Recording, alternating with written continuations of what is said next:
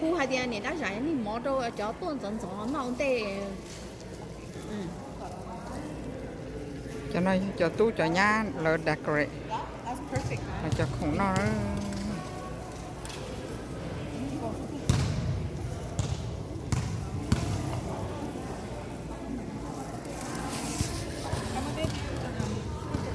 Yeah, right this way. Because we're gonna go this way and then one that side. Yeah, just put it right here.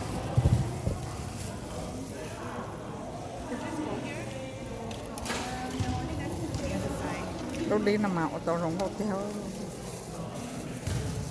hay để long long kia sen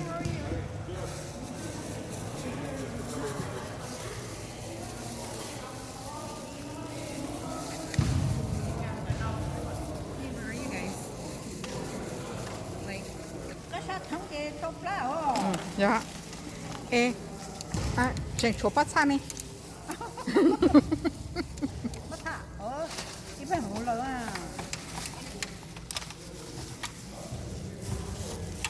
con hổ mà khá tả ra liêu lỡ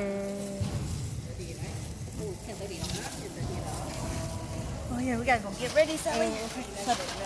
no, she's already. Ông nào con chờ đi không? hổ rồi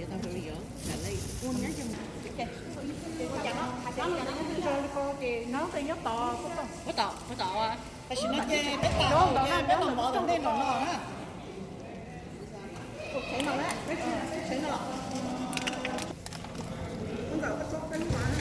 tôi nhang xài vỏ mà ok rồi xét rồi lời gì nữa Dạ.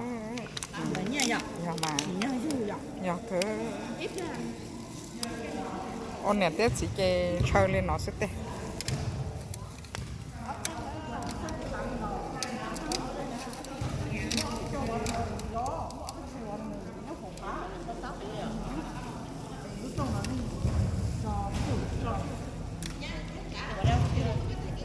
Đi coi chị, có đi tới kia rồi non đi non sẽ.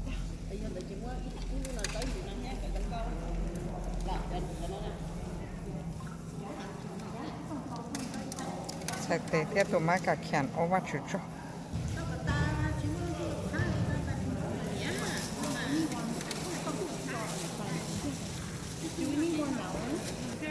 dạ bây giờ rồi thì chỉ có cái tàu cái chỉ tàu chán cái tàu hả này you know like This is done. This is done, right? tạm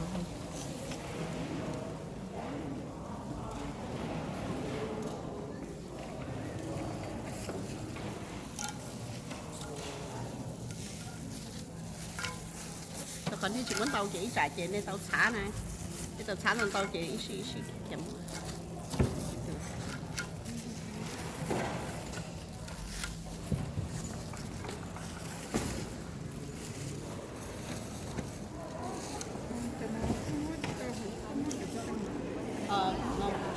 cho nó với về xã con về không á hay Thank you, thank you, thank you, Nishiro. Nào con chờ đó.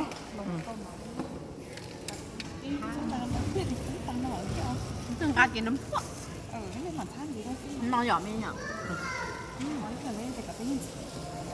mấy chồng con ăn cho nhớ hổ này lúc trong nó rong gốc cơ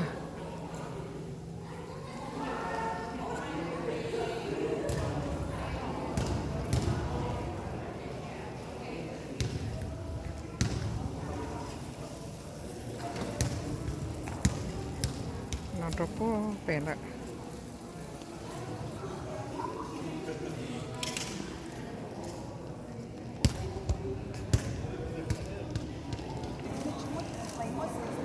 chị bé mặt sinh trí rồi đó